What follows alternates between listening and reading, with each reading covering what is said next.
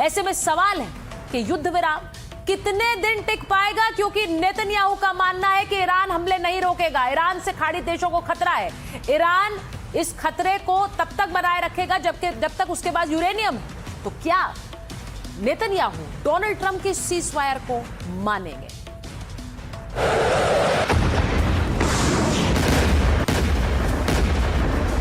Iran के साथ cease fire की कीमत चुकाएंगे नेतन्याहू? क्या सीज फायर से बढ़ेंगी नेतन्याहू की मुसीबतें? क्या युद्ध में सीज फायर नेतन्याहू पर बैकफायर करेगा?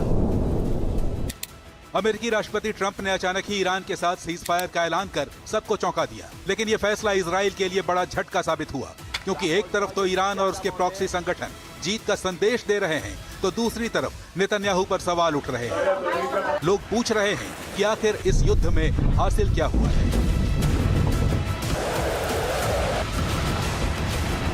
सीज फायर की घोषणा के बाद इजराइल के नेता प्रतिपक्ष याइर लैपिड ने नेतन्याहू पर निशाना साधा है। सोशल मीडिया पर पोस्ट कर लिखा है कि इजराइल ने अपने इतिहास में इस तरह की राजनीतिक विफलता नहीं देखी। आरोप लगाया कि यह इजराइल की जनता का अपमान है। इजराइल उन फैसलों के टेबल पर मौजूद ही नहीं था जो हमारी राष्ट्रीय सुरक्षा से जुड़े थे। इजरायली प्रधानमंत्री ने इस युद्ध को लेकर जितने भी लक्ष्य तय किए थे, उनमें से एक को भी हासिल नहीं कर पाए। नेतन्याहू की अहंकारपूर्ण और लापरवाही वाली योजना की वजह से जो नुकसान हुआ, उसे ठीक करने में कई साल लग जाएंगे। हालांकि लिपिड ने इजरायली सेना की तारीफ की, कहा कि सेना ने तो अपना काम पूरा किया, इजरायली जनता ने भी मजबूती दिखाई है, लेकिन नेतन्याहू राजनीतिक और रणनीतिक रूप से पूरी तरह फेल साबित हुए।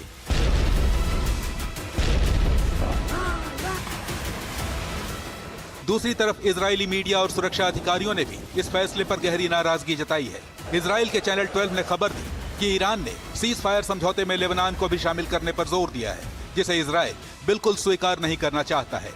इजरायली रक्षा मंत्री इजराइल काट्ज पहले ही कह चुके हैं कि हिजबुल्लाह के साथ इजराइल की लड़ाई युद्ध विराम से अलग है, लेकिन ट्रंप के फैसले ने इजराइल को मजबूर कर दिया है कि उसे भी सीज फायर का सम्मान करना पड़ेगा।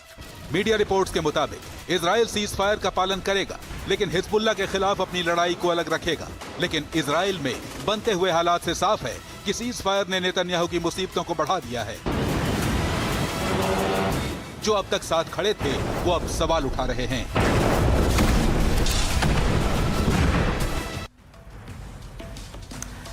अब सबसे बड़ा सवाल यह है कि क्या हॉर्मुज खुल गया है, क्योंकि ईरान कह रहा है हमारा दबदबा रहेगा, ट्रंप कह रहे हैं कि हॉर्मुज खुल गया है। सवाल यह है कि डोनाल्ड ट्रंप की अगर धमकी फिर से आ रही है और जेडी वैंस कह रहे हैं कि हमने अभी भी ईरान को अपनी मुट्ठी में जकड़ा हुआ है, तो फिर जीत किसकी, हार किसकी? आपको बताती हूँ, थोड़ी देर पहले मैंने अमेरिका और ईरान के हमारे मेहमानों से बात की थी और वो क्या कह रहे हैं जरा सुन लीजिए। हमारे साथ ईरान से नजर अब्बास रिजवी साहब जुड़ रहे हैं और अमेरिका से डॉक्टर धीरज कौल जुड़ रहे हैं। मैं सबसे पहले धीरज जी के पास जाऊंगी। धीरज जी, सीज फायर हो गया, लेकिन सीज फायर के बाद ईरान में जश्न चल रहा है। ईरान कह रहा है हम जीत गए हैं, ईरान कह रहा है अभी भी डेथ टू अमेरिका, वहां पे नारेबाजी हो रही है। जी हाँ, देखिए आईआरजीसी का कंट्रोल अभी भी वहाँ स्ट्रांग है और मीडिया प्रोपेगेंडा चल रहा है। मुझे लगता है इसमें बहुत कुछ डॉक्ट्रिन वीडियोस दिखेंगे, एआई जनरेटेड दिखेंगे और लोग भी जो आ रहे हैं, मत भूलिए कि आईआरजीसी की अभी भी आयरन ग्रिप और कंट्रोल है वहाँ पे, और बाहर से भी मिलिशिया बनाया गया है टू कंट्रोल कॉमन पीपल। लेकिन ये actually I welcome this truth because एक रे ऑफ होप है, क्योंकि सबसे ज्यादा नुकसान इसमें एक कॉमन ईरानियन का हो रहा था, उसके बाद जो गल्फ के रहने वाले हार्ड वर्किंग लोग हैं उनका हो रहा था। वॉर में आज तक किसी का भला नहीं हुआ है। ओवरऑल एक वेलकमिंग स्टेप है, पर ये प्रोपेगेंडा वॉरफेयर भी है साथ में, आप देख रही हैं, तो I will take it with a pinch of salt जो आप ये देख रहे हैं। आप कह रहे हैं कि ये प्रोपेगेंडा है, लेकिन मैं एक बात ये पूछना चाहती हूँ रिजवी साहब से। रिजवी साहब, जब पीट हेग्सेथ ये कहते हैं कि अमेरिका की मुट्ठी में है ईरान की किस्मत, वो अभी भी ये आपको बता रहे हैं कि आप उनके शिकंजे में हैं, तो क्या ये सीज फायर चल पाएगा?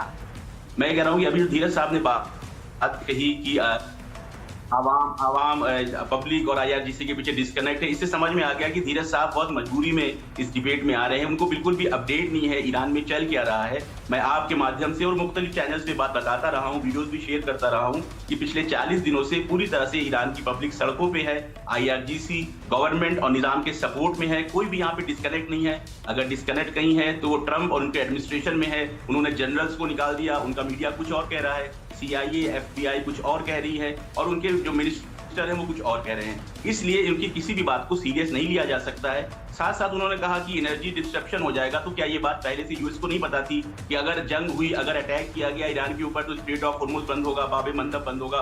तो पहले से बातें सब क्लियर थी, लेकिन इतने अपरिपक्व हैं ट्रम्प कि किसी दूसरे के कहने पे, ट्रम्प के कहने पे उन्होंने ईरान के ऊपर हमला शुरू किया और पूरी दुनिया को एक एनर्जी संकट के अंदर ढकेल दिया। अभी भी ये बयानबाजी जो हेक्सेट की आ रही है कि हमने गर्दन से पकड़ रखा है, फना कर रखा है, इससे समझ में आता है कि अभी भी इनको कायदे से समझ में नहीं आ रही है कि पर आप लोग तो कह रहे हैं, ईरान कह रहा है हम जंग जीत गए। इनके जो 13 से 14 जो इनके बेसेस है पूरी तरह से खत्म हो चुके हैं। इनका मिसाइल इंटरसेप्शन जो सिस्टम है तबाह हो चुका है, राडार तबाह हो चुके हैं, आयरन डोम तबाह हो चुका है, इनके इंटरेस्ट बैंकिंग हो चाहे इसीलिए आप लोग कह रहे हैं कि हम ये जंग जीत गए। रिजवी साहब, ईरान जो कह रहा है सड़कों पर उतर कर, इस पर कोई भरोसा कर रहा है क्या कि ईरान ये जंग जीत गया और अमेरिका हार गया? आप देखिए बिल्कुल जीत गया है। इस जंग को शुरू करने का सबसे बड़ा हदफ था कि तख्ता पलट कर देंगे, लेकिन आज जो कंडीशन है इतनी ज्यादा स्ट्रांग है ईरान की हुकूमत, इसका इतना ज्यादा सपोर्ट है। कल ट्रंप ने कहा कि हम 10 गुना ज्यादा हमला कर देंगे, सिविलाइजेशन बर्बाद कर देंगे। दो बराबर पब्लिक जो है सड़कों पे उतर रही, अपने एनर्जी सेक्टर्स के ऊपर उन्होंने ह्यूमन चेन बनाना शुरू किया। इतना ज्यादा कनेक्ट है यहाँ की पब्लिक अपनी हुकूमत के साथ, और जिस तरह से बैकआउट किया है, बार बार यूटर्न मारते रहे, एक ट्वीट कुछ डाला फिर कुछ डाला, आखिर में आके पूरी तरह से सरेंडर हुए हैं ईरान की 10 शर्तों के ऊपर। ईरान में नेशनल सिक्योरिटी काउंसिल का स्टेटमेंट जरूर सबको पढ़ना चाहिए। मैं एक बार धीरज जी से पूछ लेती। धीरज जी, 10 शर्तें क्या मान ली है या इन पर बात होनी है अभी? जी, इनके ऊपर बात होनी है अभी तो मेन जो हमारा मुद्दा था कि हरमुज को खोला जाए, वर्ल्ड स्टैग्फ्लेशन की तरफ ना घुसे और साउथ ईस्ट एशियन कंट्रीज जो कि फॉसिल फ्यूल पे पूरी डिपेंडेंट है, हरमुज और रेड सी के थ्रू आती हुई, उनके इकोनॉमी पे थोड़ा ज़्यादा फर्क ना पड़े, क्योंकि यहाँ पे भी हमारे बहुत बड़े इंटरेस्ट हैं। लेकिन मैं बहुत फैसिनेटेड हूँ, जैसी स्टोरी आपके एक्सपर्ट वहाँ से बुन रहे हैं उसमें मुझे लगता है इनका ही बहुत बड़ा डिस्कनेक्ट है। आप देखिए, हिंदी में बोलते हैं क्या, हाथ कंगन को आरसी किया सॉर्ट ऑफ थिंग। आप कुछ हफ्ते रुक जाइए, आपको रियल वीडियोस वहाँ की जब रिपोर्टिंग दिखेगी, जब वहाँ पे इंटरनेशनल मीडिया जाके दिखाएगा कि क्या क्या मिलिट्री इंस्टॉलेशन पे डैमेज हुआ है और जो पब्लिक का डैमेज हुआ है, I am totally against it. ये डेफिनेटली वॉर क्राइम की श्रेणी में आ सकता है। मैं खुद इस टाइम कैलिफोर्निया सिलिकॉन वैली से हूँ। बहुत बड़ा प्रेशर है ट्रंप के खिलाफ कि ऐसे स्टेटमेंट आप क्यों देते हैं, क्योंकि इससे अमेरिका की साख को फर्क पड़ता है, इसमें कोई दो राय नहीं है। He is not a seasoned politician, वो बोलते पहले हैं और वो बाद में डैमेज कंट्रोल होता है। लेकिन इसके बावजूद मैं ये बोल सकता हूँ कि ये कहीं से भी आपको अमेरिका की शिकस्त या ईरान की, लेकिन क्या हॉर्मुज खुल गया? क्या हॉर्मुज खुल गया? क्या वहां रेजिम चेंज हो गया? आप तो अभी भी अरागची साहब से ही बात कर रहे हैं, पेजेश्किन साहब से ही बात कर रहे हैं। जी हाँ, हार्मुज के का खुलना इज द फर्स्ट कंडीशन, वो खुलेगा ही मुझे लगता है अगले 24 से 48 घंटे में। और जो आपने एक बड़ा इंपॉर्टेंट पॉइंट उस टाइम बोला था, टेक्निकल डिफिकल्टीज, आप जानती हैं वो टेक्निकल डिफिकल्टीज क्या है? इतनी ज्यादा माइन बिछा रखी है कि वहां की नेवी को ही एस्कॉर्ट करना पड़ेगा एक शिप। तो अगर एक टाइम में 8-10 शिप जा सकते हैं तो इस टाइम कुछ गिने चुने शिप गुजर सकते हैं ताकि माइन डेटोनेट ना हो। और इस बीच जो बड़ी खबर आ रही है वो भी ये बता दूं कि इजरायली वायुसेना का लेबनान की राजधानी बेरूत पर बड़ा हमला है। बेरूत के कोला इलाके पर भीषण हवाई हमला। आप सोचिए, नेतन्याहू नहीं रुक रहे हैं। ये पूरा जो सीज फायर, युद्ध विराम हुआ है, उसमें इजराइल पर ऐसा लग रहा है ये लागू नहीं है। रेड क्रॉस के मुताबिक इस हमले में 80 लोगों की मौत हो गई है, जबकि 200 से ज्यादा लोग घायल हैं। हमले के बाद हर ओर तबाही का मंजर है। बेरूत में पड़े पैमाने पर राहत और बचाव अभियान चल रहा है। लेकिन आप सोचिए, सीज फायर में इजराइल शामिल नहीं, बल्कि इजराइल में नेतन्याहू के विरोध में जो विपक्ष के नेता हैं वो कह रहे हैं कि आपको तो बुलाया भी नहीं सीज फायर के लिए, आपको तो इस समझौते में शामिल भी नहीं किया। तो सोचिए, इस वक्त इजराइल इस सीज फायर को नहीं मान रहा है और वो अपने हमले जारी रखे हुए है।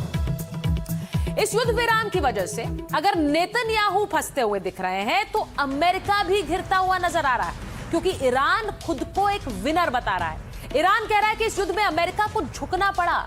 ईरान की सुप्रीम नेशनल सिक्योरिटी काउंसिल दावा कर रही है कि ईरान ने अपने लगभग सारे लक्ष्य हासिल कर लिए हैं, जबकि दुश्मनों को ऐसी नाकामी मिली है जो इतिहास में दर्ज हो गई। आपको एक तस्वीर दिखाती हूं।